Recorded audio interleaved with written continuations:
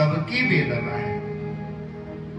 और जब हमें जाना पड़े तो उस समय हमारे जीवन पर कोई दोष ना हो, किसी प्रकार का भार ना हो, किसी प्रकार का ऋण ना हो, किसी प्रकार के अधर्म के प्रारब्ध ना हो।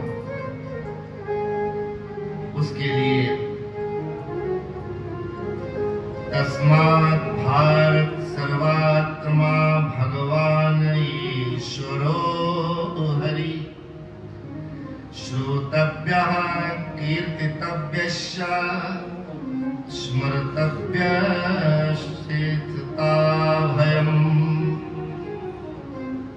जगत पिता जगदीश्वर परमात्मा ही ध्यान के योग्य हैं, वही चिंतन के योग्य हैं, उन्हीं की चर्चा, उन्हीं की आराधना ये संसार से छूटने वाले साधक के लक्षण हैं। तो 4 चीजें बताई है गुरुदेव ने, 4 साधन दिए हैं जो सद्गति प्राप्त करने वाले प्रत्येक मनुष्य को ये अपनाने पड़ेंगे। जन्म मरण से छूटने के लिए उन समस्त साधकों को इसका अनुसरण करना पड़ेगा। जिताशनो जितश्वासो जितसंगो जितेन्द्रियः। पहला उपदेश है गुरुदेव सुखदेव मुनि का राजा परीक्षित के लिए।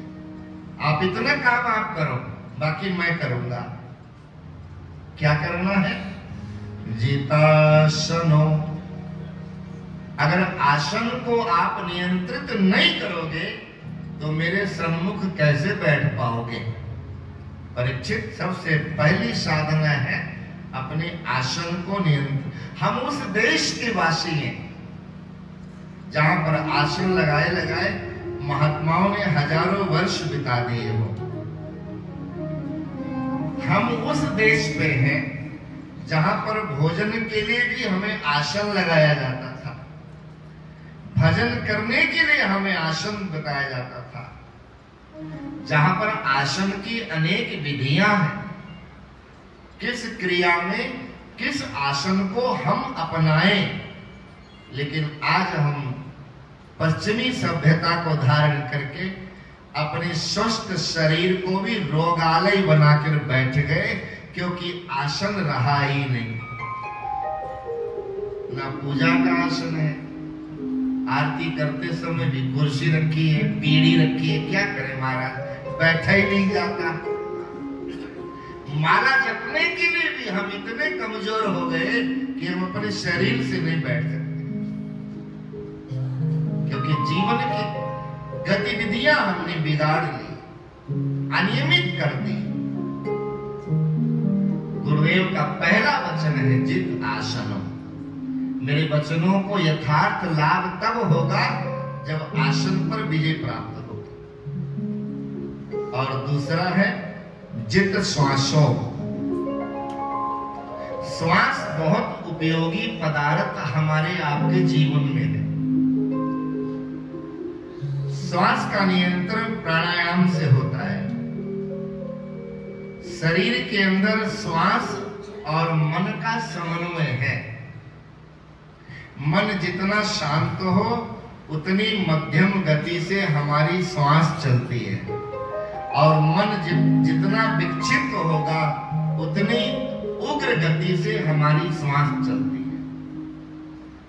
कोई परेशान होके आ जाए तो आप कहते हो ये लोग पानी पियो, थोड़ा शांत हो, थोड़ा शांति से बैठो।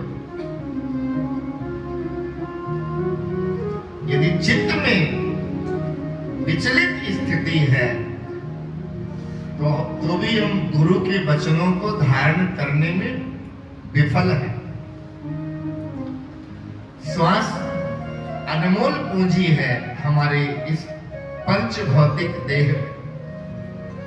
गुरुदेव कहते हैं उस पर भी नियंत्रण करो, जित श्वासो। तीसरा है जित संगो। हम क्या करने जा रहे हैं और संग कैसा है, क्योंकि हमारे बुजुर्गों का कहना गोसाई चढ़े।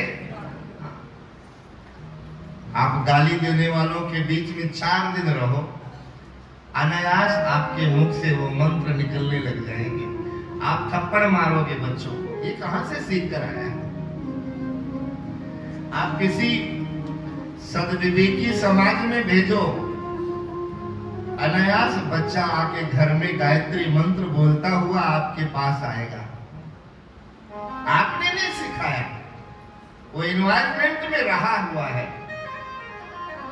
इसलिए साधक को किसी महत्वशील क्रियाशील व्यक्ति को अपने संग का, अपनी कंपनी का विचार करना चाहिए। हम किसके साथ उठने बैठने वाले हैं, हमारा व्यवहार आहार किसके साथ होने वाला है, कहीं हमारा चित्त तो नहीं बिगड़ जाएगा। बड़ी मुश्किल से हमारे बुजुर्गों ने हमारे अंदर सद्गुण दिए हैं, हमें सन्मार्ग दिया है, कहीं हम विचलित तो नहीं हो जाएंगे। विचार होना चाहिए, संग का विचार होना चाहिए। और चौथा है जितेंद्रियः। जितेंद्रियः। आज हमारे बीच में मेहता वस्त्र भंडार के मालिक आए हैं मोती बाजार से, हरिद्वार से। अंदर छोटी सी जगह बाहर है, आप लोग कईयों को मैं बोलता हूं, और फिर अंदर है। अंदर जाकर के थोड़ा, तो मैं गया तो वहां काउंटर पे बैठे हुए थे, अकेले बैठे हुए थे। कुछ वो पेपर वगैरह देख, मैंने कहा इतना इतना अंदर गली में यहाँ कौन आता होगा? तो मेहता साहब ने कहा महाराज जी आप जैसे महात्माओं का बहुत आशीर्वाद है। ये जो माँ बाप ने लकीरें बनाई हैं, इसको कोई छीन नहीं सकता। आज तक मुझे याद है, मैं कोने में यहाँ आकर भी बैठा हूं, लेकिन आप जैसे संतों की बहुत कृपा है। बहुत सुंदर ढंग से हमारा परिश्रम सफल हो रहा है, ईमानदारी की कमाई है, परिवार पल रहा है, समाज में नाम है आपके परिवार। यह है जितेंद्रिय है। दूसरे की चमक चकमक को देखकर हम विचलित नहीं हुए, दूसरे की उपलब्धि, दूसरे की शान और शौकत को देखकर हमारा चित्र भ्रमित नहीं हुआ, यह है जितेंद्रिय। और साधक को तो इस पर विशेष ध्यान देना चाहिए। उसने वैसा किया, हम पीछे रह गए, कुछ लेना देना नहीं है, कुछ लेना देना। कोई वहां गया, कोई वहां गया, किसी को ये मिला। शकुंतला जैसे लोग बोलते हैं, वो कहते हमें तो बस महाराज की निगाह ही पड़ जाती ना, मेरे लिए तो दुनिया की क्या, ऊपर बैकुंठ की दौलत भी मिल जाती है। मुझे कोई उपलब्धि, मुझे कोई प्रतिष्ठा, मुझे कोई सम्मान, उसकी आवश्यकता ही नहीं है। जितेंद्रियः, ये साधक की सावधानी है। तो इस प्रकार से जब गुरु के अनुकूल महाराज परीक्षित हो गए, तो सद्यो मुक्ति का साधन प्रदान किया है, जो तत्क्षण भगवत धाम में जाना पड़ता है। नाम, रूप, लीला और धाम, किसी एक का आश्रय मिल जाए तो हम वैकुंठ की यात्रा में सफल हो सकते हैं। तो सृष्टि की उत्पत्ति का क्रम सुनाया, और भगवान के द्वारा इस मानवीय सृष्टि में सर्वप्रथम महामानव के रूप में हमारे मनु जी महाराज प्रकट हुए हैं। इसलिए कोई बनिया है, कोई राजपूत है, कोई ब्राह्मण है, कोई शूद्र है, सबसे पहले वो मनुष्य है। उसको मनुष्य कहा जाता है क्योंकि हम मनु जी की संतति हैं। हमारे पूर्वज मनु जी महाराज हैं। मनु और शतरूपा के द्वारा मानवीय सृष्टि की उत्पत्ति हुई। सबसे पहले 3 कन्याएं हुई, आकुति, प्रसूति और देवहूति। 2 पुत्र हुए, प्रियव्रत, उत्तानपाद। इनका विवाह हुआ। आकुति ऋचिक नामक ऋषि के साथ विवाहित हुई। प्रसूति दक्ष नामक महात्मा के साथ विवाहित हुई और देवी देवहूति ब्रह्मा जी के सहयोग से ऋषि कर्दम के साथ इनके घर में भगवान का प्राकट्य हुआ है। कपिल नारायण का दर्शन प्राप्त हुआ। धन्य है सदगृहस्थ जहां मेरे जगत पिता बालक बनकर आते हैं। ऐसा धन्यो गृहस्थ आश्रम। आज उन आश्रमों की मान मर्यादाएं हम निभा नहीं पा रहे हैं, इसलिए हमारे परिवारों में ध्रुव प्रहलाद जैसे बच्चे नहीं आ रहे, सूरमा सूरवीर संतानें नहीं आ रही।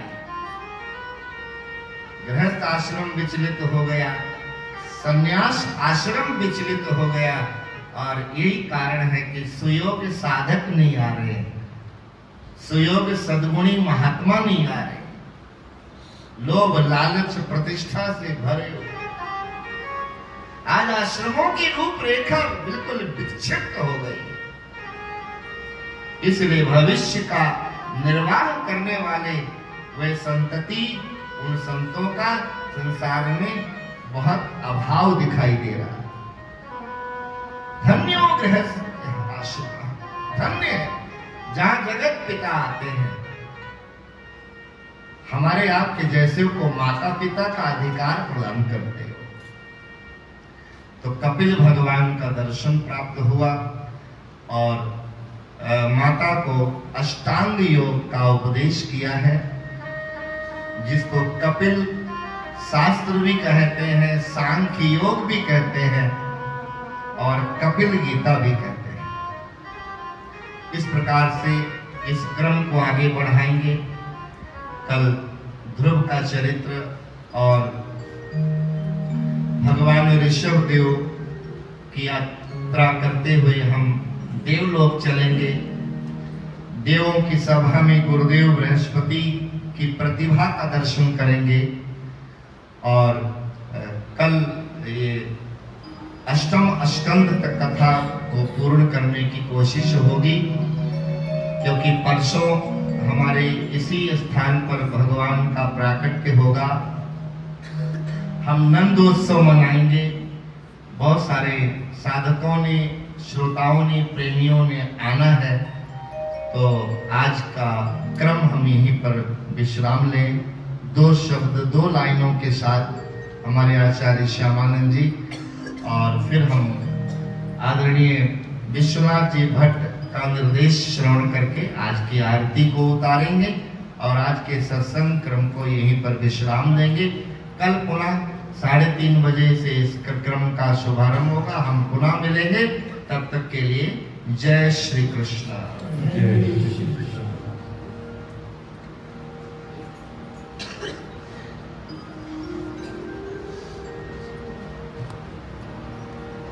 जब से बांके बिहारी हमारे हुए